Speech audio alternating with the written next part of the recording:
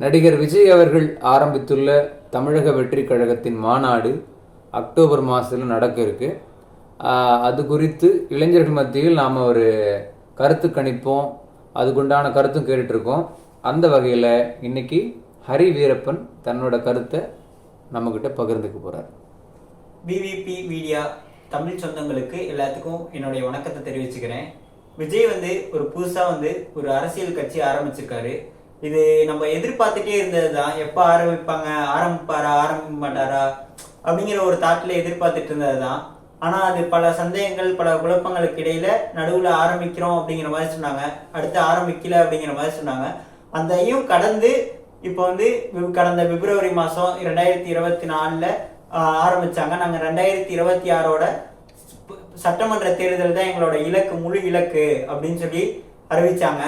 அதுக்கப்புறம் விஜயோட அரசியல் பாதை எப்படி இருக்குன்னு பார்த்தீங்கன்னா, இளைஞர்கள் மொத்தமாகவே விஜய் பக்கம் இருப்பாங்க அப்படிங்கிறத என்னோட பாயிண்ட் ஆஃப் வியூலேருந்து நான் எதிர்பார்க்குறேன். காரணம் ஏன்னா, நான் தமிழர்லேயும் சரி பிஜேபிலையும் சரி அதிக இளைஞர்கள் தான் இருப்பாங்க.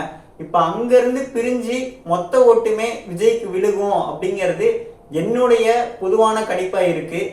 ஏன்னு கேட்டோம்னா, ஒரு இளைஞர்கள் அப்படின்னா விஜய்க்கு ரொம்ப பிடிக்கும். இப்போ விஜய் அரசியல் வரத்துக்கு முன்னாடியே 10, 12ஆம் வகுப்பு படித்தவங்கள முதலிடம், 2ஆம் இடம், 3ஆம் இடம் பிடிச்சவங்களுக்கெல்லாம் பரிசுகள் வழங்கி கௌரவிப்பது, அந்த மாதிரி நிறைய விஷயங்கள் பண்ணிட்டு இருக்காங்க. இந்த மாதிரி அதை முன்னிட்டு நிறைய அரசியல்வாதிகள் அதை ஃபாலோ பண்ணியிருக்காங்க நிறைய பேர். இந்த மாதிரி சில விஷயங்கள் மக்களை ஈர்த்திருக்கு.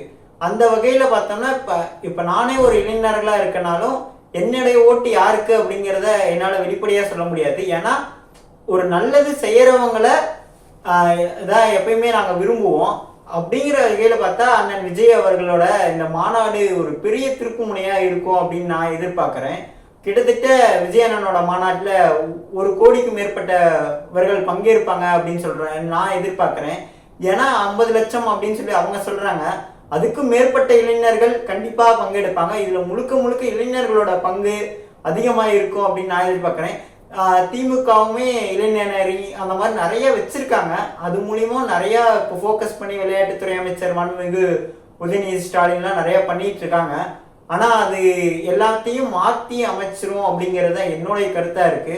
ஏன்னா விஜய் அவர்கள் கட்சி பாடல் வெளியிட்டப்பயே நம்மளுக்கு ஒரு கொள்கை இருக்கு அப்படின்னு அதை அந்த கூட்டத்தில் அறிவிப்போம் அப்படின்னு சொல்லியிருந்தாரு. இப்போ விஜயோட கட்சி கொடி வரத்துக்கு முன்னாடியே நிறைய கட்சி கொடி அறிமுகப்படுத்துங்க அப்புறமும் நிறைய பிரச்சனைகள் வந்துச்சு. ஆனால் இப்போ அந்த கட்சி கொடியை பற்றி யாருமே எதுவுமே பேசுறது இல்லை. அது ஒரு டாப்பிக்காகவே விட்டுட்டாங்க. இப்போ உதயநிதி ஸ்டாலின் கூட ஒரு முறை கேள்வி கேட்டாங்க. என்ன கேட்டாங்கன்னா, விஜய் அரசியலுக்கு வருவது நீங்கள் மாநாட்டுக்கு அனுமதி அளிக்க மாட்டேங்கிறீங்களே அப்படின்னு சொல்லி செய்தியாளர்கள் கேள்வி எழுப்பினாங்க. அதுக்கு உதயநிதி ஸ்டாலின் யாருங்க அனுமதிக்கல அப்படின்னு சொல்லிட்டு ஒரு கொஸ்டின் மாதிரி வச்சுட்டு, யார் சொன்னா காமிங்க அப்படிங்கிற மாதிரி சொல்லியிருந்தாங்க. அந்த மாதிரி சில சம்பவங்களும் நடந்துச்சு. மாநாட்டுக்கு ரொம்ப ஒரு பெரிய இழுபறிக்கு அப்புறம் தான் ஒரு மாநாட்டுக்கான அனுமதியும் கொடுத்துருக்காங்க. ஓகே, கரெக்டு தான். இப்போ சமீபத்தில் மாநாட்டுக்கான தேதியும் அறிவிச்சிட்டாங்க. இப்போது நடிகர் விஜயோட நிலைப்பாடு இரட்டை நிலைப்பாடாக இருக்குன்ற மாதிரி சொல்கிறாங்க. இப்போது பொட்டு வச்சுக்கிட்டு முதல்ல ஒரு பேப்பர் அந்த அவரோட அறிக்கையில் இருந்துச்சு அவரோட முகம். இப்போ பொட்டு இல்லாமல் தந்தை பெரியாரோட பிறந்தநாள் அன்னைக்கு மாலையிட போயிருக்காரு. இந்த இரட்டை முகமாக இருக்கிறது அதை எப்படி பார்க்குறீங்க நீங்கள்? இது இப்போ தமிழக வெற்றி கழகமும் ஒரு திராவிட கட்சியாக மாறுமா, இல்லை தமிழ் தேசியம் பேசுமா, இந்துத்துவா பேஸ் பண்ணி இருக்குமா? உங்களோட பார்வை என்ன? தமிழக வெற்றி கழகத்தை பொறுத்தளவு என்னோட பார்வை என்ன மாதிரி கொள்கை இருக்கும் அப்படின்னா, பெரியார் ஒரு சமதர்ம சமத்துவம், எல்லாத்துக்கும் சமத்துவம் அப்படின்னு சொல்லி தான் எதிர்பார்த்தாருன்னு நம்மளுக்கே தெரியும். அந்த வகையில பார்த்தோம்னா எதனால பெரியார் அவங்கள ஃபாலோ பண்றாரு அப்படின்னு என்னோட பார்வையிலிருந்து பார்த்தோம்னா, இந்த பெண்களுக்கான சமத்துவம் இருக்கு பாத்தீங்களா, அதுல எல்லாரும் அனைவரும் சமம், அந்த இதை ஃபோக்கஸ் பண்றாரு அப்படிங்கிறத நான் நினைக்கிறேன். கலைஞர் அவர்களும் சரி, எல்லாருமே சரி, மாற்றுத்திறனாளிகளா இருக்கட்டும், திருநங்கைகளா இருக்கட்டும், நிறைய விஷயங்கள் பண்ணியிருக்காங்க. எல்லாரும் சமத்துவம் அப்படிங்கிற அந்த பேஸ்ல தான் பண்ணியிருக்காங்க. இப்போ பெரியார்னு எடுத்துட்டா கல்லு கடை மறியல் அந்த மாதிரி நிறைய பண்ணியிருக்காரு. ஸோ என்னை பொறுத்தவரை இந்த பொட்டு வச்சிட்டு இருக்க கான்செப்ட், அந்த பேப்பர் வச்சது, அது ஒரு கான்செப்டா பார்க்கறத விட அவர் என்ன எடுத்துக்கிட்டாரு அப்படின்னு பார்த்தோம்னா, சமத்துவம், அனைவரும் சமம் அப்படிங்கிற அந்த கொள்கையை எடுத்துக்கிட்டு எல்லா உரிமைகளும் எல்லாத்துக்கும் கிடைக்கணும் அப்படிங்கறத எடுத்துக்கிட்டாருன்னு நான் நினைக்கிறேன். அதான் பிறப்புக்கும் எல்லா உயிருக்கும் அப்படின்னு அவரோட கட்சி பெயருக்கு கீழே ஒரு வாசகம் இருக்கு, திருக்குறள். அதை தான் நீங்க மீன் பண்ணி சொல்றீங்கன்னு நினைக்கிறேன். நிச்சயமா அதை தான் நான் மீன் பண்றேன். ஏன்னா எல்லாத்துக்குமே எல்லா உரிமையும் கிடைக்கணும் அப்படிங்கறது அவரோட எதிர்பார்ப்பு. நீங்க கூட இந்த 10th 12th மாநாடு நடந்தது அந்த டயத்துல கூட அவர் போயிட்டு ஒரு சாதி படுகொலை நடந்த அந்த ஒரு சின்ன ஒரு 10ஆம் வகுப்பு படிக்கக்கூடிய ஒரு மாணவர் அருகில் வந்து போய் விஜய் அவர்கள் உட்கார்ற மாதிரி அந்த மாதிரிலாம் காமிச்சாங்க. அதுவும் இல்லாம ஒரு மாற்றுத்திறனாளி பார்வையற்ற பெண் வந்து அவார்டு வாங்கினதுக்கு கூட விஜய் அவர்கள் வந்து அரவணைச்சு கண் கலங்கி பேசின சில விஷயங்கள் நம்ம எல்லாமே பார்க்க முடிஞ்சிச்சு நம்மளால. இப்போ சீமானும் விஜயும் கூட்டணி வைப்பாங்களா? நாம் தமிழர் கட்சியும் தமிழக வெற்றிக்கழகமும் சேருமா?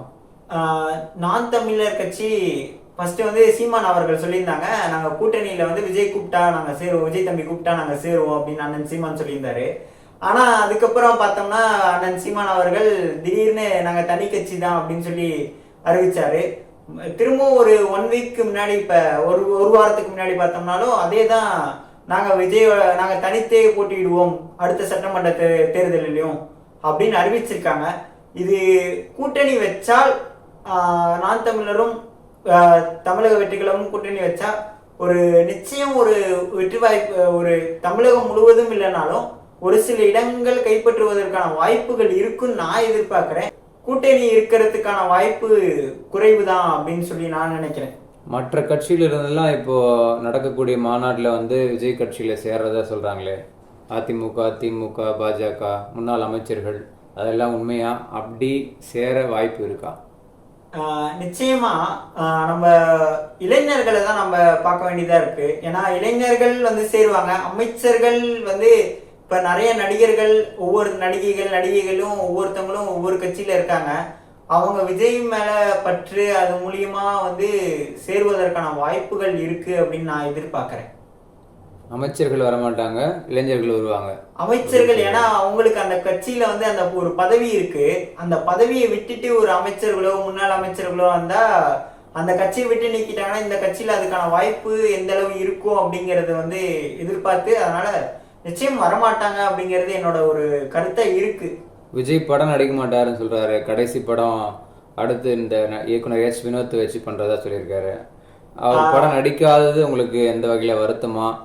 நிச்சயமாக மக்கள் இளைஞர்கள் மத்தியில ஒரு பெரிய வருத்தம் தான். இப்போ லாஸ்டா இந்த கோட் படம் அந்த மாதிரி நிறைய படம் வந்து அவரோட சில கருத்துக்கள், அரசியல் கருத்துக்களா இருக்கட்டும், எல்லாமே வந்து ஒரு வெளிப்படைத்தன்மையா அவர் அரசியல் வரப்போறாரா அந்த மாதிரி நிறைய கருத்துக்கள் எழுப்பினது அவரோட படங்கள் மூலியம்தான். அதுல எந்த ஒரு ஐயப்பாடுமே இல்லை. ஆனா விஜய் அவர்கள் படத்துறையை விட்டு போவாரு அப்படின்னு சொல்றது ஒரு மிகவும் கஷ்டமான விஷயம்தான். ஏன்னா அவர் ஏன் போறாரு அப்படின்னா மக்கள் சேவையே அவரோட சேவை அப்படின்னு சொல்லிட்டு அதை நோக்கி அவரு பயணிக்கணும்னு நினைக்கிறாரு. அதுக்கு நாங்க என்னைக்குமே உறுதுணையா இளைஞர்கள் நாங்க நிக்கணும் அப்படின்னு நாங்க எதிர்பார்க்கிறோம். மாற்றுத்திறனாளிகளுக்கு நடிகர் விஜய் என்ன பண்ணணும்னு நினைக்கிறீங்க? உங்களுக்கான தேவைகள் என்னென்ன இருக்கு அப்படின்றத சொல்லுங்க. மாற்றுத்திறனாளிகளுக்கு விஜய் அவர்கள் என்ன பண்ணணும் அப்படின்னு பார்த்தோம்னா நிறைய இருக்கு. இன்னும் ஒரு முன்னேற்றம் வந்து கொண்டு வந்திருக்காங்க, இன்னும் நிறைய கொண்டு வரணும் அப்படிங்கிறத என்னுடைய எதிர்பார்ப்பு. இப்ப எல்லாருமே எதிர்பார்க்கறது அனைத்திலும் சமம், எதிலும் சமம். அப்படி இருந்தா கண்டிப்பா வந்து ஒரு நிச்சயமா ஒரு நல்ல ஒரு லெவலை அச்சீவ் பண்ண முடியும். இலவசங்கள் கொடுத்து ஒருத்தவங்களை சாட்டிஸ்ஃபை பண்ண முடியுமா அப்படின்னு கேட்கிட்டா அது என்னால அது முடியாது. நிச்சயமா மாற்றுத்திறனாளிகளுக்கு அது போதுமானதா இல்லை. அவர்களோட தேவை என்னவா இருக்கு அப்படிங்கிறத பார்த்து பூர்த்தி செய்யற ஒரு அரசியல்வாதியா விஜய் இருக்கணும் அப்படிங்கறத என்னுடைய கோரிக்கையா இருக்கு.